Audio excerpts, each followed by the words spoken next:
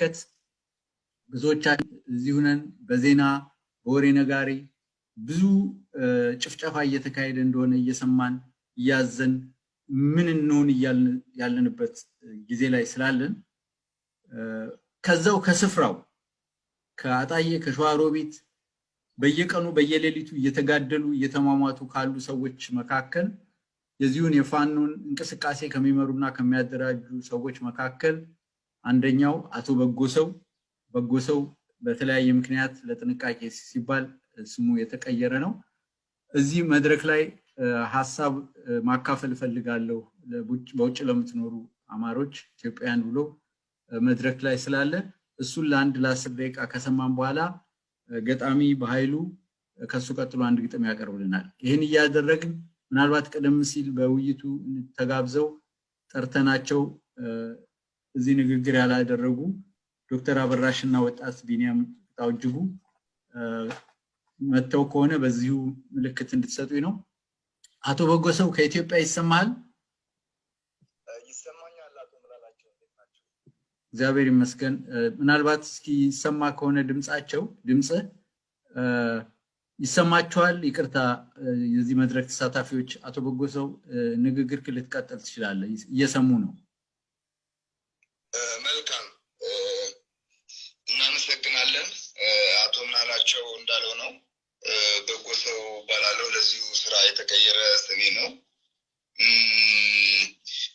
በእናንተ ዝግጅት ሙሉን ዝግጅት ስለ ማኒፌስቶ ነውና መልካም ነው እሱን ማድረግ መጀመራችሁ። ያው ብዙ ነገር አላገኘነውም አላየነውም። እሱ ላይ አስተያየት ለመስጠትም ለመናገርም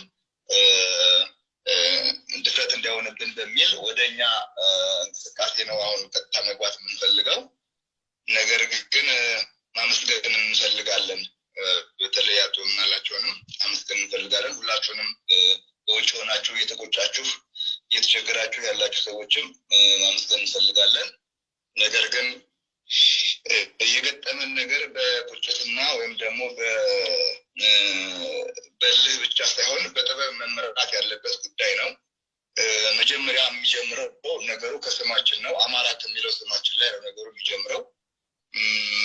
አማራ ማለት ንጉስ ማለት ነው። አማራ ማለት ክርስቶስ ማለት ነው። ክርስቶስ ማለት ንጉስ ማለት ነው እና ከዚህ ስማችን ነው እና አንድ መሰረታዊ ነገር ተናግረን ማለት እንፈልጋለን። እኛ ይሄ አሁን እኛ ላይ የተከፈተው ጦርነት የስጋ ውጊያ እንዳይመስላችሁ። ስጋና ደም የሚያዙት አይደለም፣ መንፈሳዊ ውጊያ ነው። እኛ ክብር ይግባት ድንግል ማርያም ወላዲተ አምላክ የመድኃኔዓለም ልጆች ይህንን እንቅስቃሴ ስንጀምረው ቀደም ብለን የጀመርነው በእውነት ይህንን ነገር እናውቅ ነበረም። ከቅዱሳን አባቶቻችን ስር ስለማንጠፋ በእነሱ እየተመራን የሚሆነውን ነገር ይነግሩን ነበር፣ እናውቅ ነበር እና የሚረዳን ሰው አጥተን ብዙ ተቸግረን ነበረ። የመጣብን አደጋ መንፈሳዊ ውጊያ ነው። እኛ መንፈስ ቅዱስን ወክለን በቅዱሳን አባቶቻችን አማካኝነት እንደገና ደግሞ ከኛ ውጭ ያሉት በሙሉ ዲያብሎስን ወክለው ወይም ደግሞ እርኩስ መንፈስን ወክለው የምናደርገው ውጊያ ነው እና በስጋና በደም ብቻ የሚገለጽ አይደለም። ወደኛ እንቅስቃሴ ስንገባ ሁልጊዜ እሳት ማጥፋት ሆነ የሆነ ነገር ሲነሳ ብቻ ነው በሞራል ብዙዎቻችን የምንንቀሳቀሰው ወይም ደግሞ በለ የምንንቀሳቀሰው። እንደዛ መሆን የለበትም። መሆን ያለበት ህዋ አደረጃጀቶች አሉ በየቦታው በክልሉም ከክልሉም ውጭ። ይህንን ላለፉት 4 እና 5 ዓመታት ስንሰራ ነበረ። የአብይ መንግስትም ሳይመጣ በፊት የእሱ መንግስትም ሲመጣ በጣም አዝነናል፣ በጣም ተበሳጭተናል። ለምን የሚያመጣውን ነገር እናውቅ ነበረ። የተነገረን ነገር የምናቆም ነገር ስለነበረ ምን ያህል ጭፍጨፋና ምን ያህል ስቃይ ሊያደርስ እንደሚችል እናውቅ ነበረ እና ከዚህ አንጻር ብቻችንን ቀርተን ነበረ። እሱን ለመውቀስ አይደለም፣ አሁን ያለፈው አልፏል። ነገር ግን ከአሁን በኋላ እንዴት አድርገን ነው መንቀሳቀስ ያለብን የሚለውን ነው። በጣም አጭር ጊዜ ነው ያለን። እንግዲህ እንዴት እንደምትረዱን ባናውቅም አሁን ለመሰባሰብና እንደገና ደግሞ ሌላ ነገርም ለማድረግ አጭር ጊዜ ነው። ግን ይህን ያለንን አጭር ጊዜ መጠቀም መቻል አለብን። የምንጠቀምበትም ደግሞ መንገዶችን ከዚህ በታች እንጠቅሳለን። የሚጀምረው እንደተባልነውም ደግሞ እንደምናውቀው ከዚህ ከ2012 ጀምሮ ነው ያዝለቀቅ ያደረገ ያለው ጦርነት የጀመረው። ቀጠለ 2013 ላይ እንደሚከብድ እናውቃለን። በተለይ ከአብይ ጾም ግማሽ አጋማሽ በኋላ ደግሞ የበለጠ እንደሚጠናከር እናውቃለን። የፖለቲካውን ነገር እንተው ብለን ነው ማለት በዚህም አዲስ አበባን መክበባቸው ሌላው ማድረጋቸውን እሱን እንተው ብለን ነው የሚታወቅን ነገር ላለመድገም ነው። ሶስት ነገሮች ነው የሚያጋጥሙን። የመጀመሪያው እንዳልኳችሁ ውጊያ ነው። ውጊያውን ጀምረውታል። ይሄ ውጊያ ግን ሀገር ውስጥ ሊጀመር እንጂ መቋጫው ከውጭ ነው የሚሆነው። ልብ ብላችሁ አድምጡን። ሁላችሁም እንግዲህ ከሁላችሁ ታናሽ የመሆን ወንድማችሁ ነው የምነግራችሁ። ልብ ብላችሁ ግን አድምጡን ቁም ነገር ስላለው። ይሄ ውጊያ ጠላቶቻችን ጥንት ጠላቶቻችን የኦነግ ነው የሚባለው። ኦነግ አይደለም። በኦነግ ስም የተጠራቀመ ከ16ኛው ክፍለ ዘመን ጀምሮ የነበሩ ጥንት ጠላቶቻችን ናቸው እነዚህ ሰዎች። በላይኛውም በኩል በወያኔ አስተሳሰብ የተገራ ነው የወያኔው መንግስት። ሁለቱ ተባብረው ነው እኛን በሀገር ውስጥ የሚወሩን። በአሁኑ ሰዓት ግን ክሊር ኤንድ ፕሬዘንት ዴንጀር ያለው ከማን ነው? ከመንግስት ከራሱ ከኦነጉ መንግስት። የአሁኑ መንግስት የኦነግ መንግስት ነው። በዚህ መሀል ቅር የሚላችሁ ሰዎች ካለ እንግዲህ ምንም ማድረግ አንችልም። ግን በአሁኑ ሰዓት ያለው መንግስት የኦነግ መንግስት ነው። ከውስጥም ከውጭም አማራን፣ ተዋህዶ ቤተክርስቲያንን፣ ኢትዮጵያን አሳልፎ ለመስጠት። ተዋህዶ ቤተክርስቲያን ስንል እዚህ ሙስሊም ወንድሞቻችንን ይጨምራል። አማራ ከሆነ እስላም ክርስቲያን የለውም ለነሱ፣ ሁሉም አንድ ነው ለነሱ። ስለዚህ ከዚህ አንጻር ነው የኛ ትግል። ጦርነቱን እንዴት እናድርግ? በየግላችን ያለንን ነገር ሸጠን የጀመርነው። ይህን ነገር ስንጀምር ብዙም ማደራጀት በክልሉም ከክልሉም ውጭ ቤት ያለው ቤቱን፣ ወጣቱ ይህ የህቡ አደረጃጀት ቤት ያለው ቤቱን፣ ገበሬው ደግሞ 3 በሬ ካለው አንዱን በሬ በቃ ያለውን ነገር እየሸጠ እንዲህ ነው የተደረገው። ይህ ግን በቂ አልነበረም። ለምን? በመንግስት የሚደገፍ መንግስትንና እኛን በህቡ የምንንቀሳቀስ ግለሰቦችን ወይም ደግሞ ቡድን እኩል ማድረግ አንችልም። ለምን? በሙሉ የመንግስት ድጋፍ ነው የሚንቀሳቀሰው።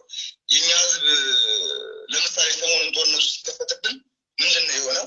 ቀድመን የምንችለውን ነገር ለማድረግ ሞክረናል፣ ግን ከአቅማችን በላይ ሆነ። ለምን? ክልሉ መንግስት ስለሌለው ስለማይሰማን ስለማያዳምጠን እንነግራቸዋለን በተደጋጋሚ ምን ችግር እንዳለ። ሄደንም እኛን ከማጥቃታቸው በፊት እናጥቃቸውላ ብለን እንሞክር ነበር፣ ግን የመንግስት ሽፋን ስላላቸው ይህን አልቻልንም። አሁን ግን ሁላችንም መረዳት ያለብን ከዚህ ከፋሲካ ወይም ደግሞ ከዚህ ከሚያዝያ ወር አጋማሽ በኋላ እየበለጠ እየጠነከረ ስለሚመጣ በጦርነት ያለውን ነገር መቼም በአቶ ምናላቸው በኩል አቶ የይስ የሚባሉ ሰው አሉ፣ የኛ የውጭ ተወካይ አቶ ምናላቸው ያገናኟቸዋል። በሳቸው በኩል ማድረግ የምትችሉትን በሙሉ አድርጉልን። እንግዲህ ከጎንደር ከላይ ከጎንደር እስከ ባሌ ድረስ እንዲሁም ደግሞ በዚህም በኢሉባቡርም በወለጋም በሁሉም ቦታ አለን እንንቀሳቀሳለን። ይህንን ባናደርግ አሁን ከምትሰሙት በላይ እጅግ አሰቃቂ ጭፍጨፋና አሰቃቂ ግድያዎች ነበር የሚሆኑት። ግን እግዚአብሔር ይመስገን መድኃኒዓለም እየረዳን እስካሁን ሰዓት ድረስ የምንችለውን ሞክረን ለመከላከል ሞክረናል። በጣም የሚዘግነን ብዙ እልቂቶች አሉ፣ ግን ከዛም በላይ ብዙ እልቂቶች ነበር የሚሆኑ። ግን ያው በምንችለው መጠን ቀድመን በህቡ በሰራናቸው ነገሮች ይህንን ለማድረግ ሞክረናል። ሌላው አሁንም በደንብ ልብ ልትሉት የሚገባው ጦርነት ብቻ አይደለም የሚከሰተው፣ ረሃብ ይከሰታል። ረሃብ እንዳይከሰት ኢትዮጵያ ውስጥ አሁን እህል አለ። እግዚአብሔር ይመስገን ላለፉት 2 ዓመታት ጥሩ ምርት ሰጥቷል የኢትዮጵያ መንግስት በአብዛኛው። ይህንን ኢፌክቲቭሊ ወይም ደግሞ በአግባቡ መጠቀም መቻል አለብን። ለምሳሌ አሁን የሆነው ምንድን ነው? በአግባቡ ካለመጠቀማቸው የተነሳ ሲመጣ ጣይ አካባቢ ላይ እህሉን ያነደሉት ቀድሞ በአግባቡ ስላልተያዘ ነው። ስለዚህ ውጭ ያላችሁ ሰዎች፣ በውጭ የምትገኙ ሰዎች በሚቻለው መጠን እህሎች ተሰብስበው መከማቸት ያለባቸው ቦታዎች አሉ፣ ወደ እነዛ ቦታዎች። ምክንያቱም በተለይ ደግሞ የውጭው ጥቃት በሚመጣ ሰዓት ከአቅማችን በላይ ነው የሚሆነው። ይህንን የምናሳልፈው ደግሞ በቅዱሳን አባቶቻችን እየተመራን ቅዱሳን አባቶቻችን በሚነግሩ መሰረት የተዘጋጁ የሰው ዘር ማትረፊያዎች አሉ። ወንዶቻችን እንዋጋለን እስከ መጨረሻው ድረስ። የሚሞተው ይሞታል፣ የሚሰዋው ይሰዋል። ግን ዘር ለማትረፍ ሴቶችንና ህፃናትን ወስደን ማስቀመጥ የምንችልባቸው ቦታዎች አሉ፣ በአራቱም የኢትዮጵያ ማዕዘን እንዲሁም ደግሞ በአራቱም የአማራ ማዕዘናት። እነኝህን ከግምት ያስገባ ትግል ነው እየታገልን ያለ ነው። ሶስተኛው ደግሞ በሽታም አለ። አሁን ከምገምቱት በላይ ነው። አሁን ሲገቡ ጠላቶቻችን አሕዛብ ብለን ነው የምንጠራቸው። ሁሉንም የአሕዛቡ መንግስት ከአሜሪካ ጀምሮ በእንግሊዞች፣ በአረቦቹ በሁሉም የሚደገፍ ነው። ይሄ እንትን የሚለየው አይደለም። ዘርና እንትን የሚለዩ ቅድም የነገርኳችሁ ነው። ከኛ አንጻር ከኛ በተጻራሪ ያሉት ከተዋህዶ በተጻራሪ ያሉት በሙሉ ይሰለፉብናል የውጭዎቹ። ስለዚህ እነሱ ሲመጡ በሽታ ይዘው ይመጣሉ። ወረርሽኝ በሽታ እቺ ምናያት እቺ ኮሮና የምትባለው አይደለችም። እሷ ዝም ብላ ነች። በቅዱሳን አባቶቻችን ተነግሮናል። እሷ ዝም ብላ ነች። እሷ የውጭውንም ማለት ኢኮኖሚን ለመብላት የመጣች እንጂ ያን ያህል እንትን ለማድረግ የመጣች አይደለችም። ከእሷ በላይ ከባድ በሽታ አለ። ከእነሱ ብድብድ ይባላል። ይህንን የምታውቁ ሰዎች ስለ ብድብድ የምታውቁ ሰዎች ካላችሁ በታሪክም አለ። እንዲህ አይነት በሽታዎች ይመጣሉ። ስለዚህ ምንድን ነው የምናደርገው? አብያተ ክርስቲያናቶቻችንን እንከላከላለን። ነገር ግን ደጀን የሆኑ ቦታዎች ላይ አንድ የጦር ማከማቻዎች፣ ሁለት ደግሞ እህል ስንቅና ትጥቅ የሚቀመጥበት፣ ሶስተኛ ደግሞ ለአብያተ ክርስቲያናታችንና ለእምነቶቻችን የሚያስፈልጉ እንደ ዕጣን እንደ ጧፍ መሰል ነገሮችን የምናከማችበትን ዘዴ አመቻቹልን። እናንተ በዚህ መልኩ ነው የሚመጣው። ቀለል አድርጋችሁ እንዳታዩት። የመጨረሻ የሞት የሽረት ትግል ነው የሚመጣብን። እንግዲህ መጨረሻ ላይ ደግሞ ይህ ሁሉ ከመሆን እየሆነ እያለ መሀል ላይ ቅዱሱ እንግዲህ ንጉስ አለ። አቶ በጎ ሰው ምናልባት ሌላም መርሃ ግብር ስላለን አጠቃልልልና ተሰናበትልና መልእክትን በሌላ መድረክ ወይም ደግሞ እያንዳንዳቸውን ማገኝበት ሁኔታ ስላለ እንዲደርሳቸው አደርጋለሁና ሰዓት ጉዳይ ስለሆነ ሌላውን ነገር ይፋም አናድርገው። ይሄ ነገር ህዝባዊም ስብሰባ ስለሆነ ያለንበትን ችግር ሁኔታ በደንብ ገልጸልናል። እንደው አመሰግናለሁ። በዚህ ብትሰናበተን በአንድ ደቂቃ ውስጥ ተሰናበትልን። እሺ በቃ ሁላችሁም አሁን በተባለው መሰረት እግዚአብሔር ፈቅዶልን ሁላችሁም አሁን በተባለው መሰረት አቶ ምናላችሁና አገኙትና አቶ ይይስ የኛኔዎቹን ተወካይ እሳቸውን ስለሆነ የሚያጋቸው እሳቸው አማካኝነት የምትችሉትን ነገር አድርጉ።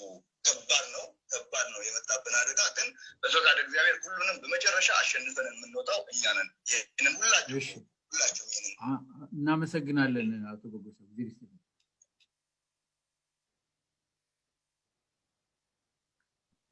እሺ፣ ሁላችሁም እንግዲህ ያለውን መሬት ላይ ያለውን እውነታ ሰምታችኋል። በተቀነባበረ መንገድ አንድን ዘር ለማጥፋት ህልውናው እንዲያከትም ለማድረግ እየተሰራ እንደሆነ በቀንም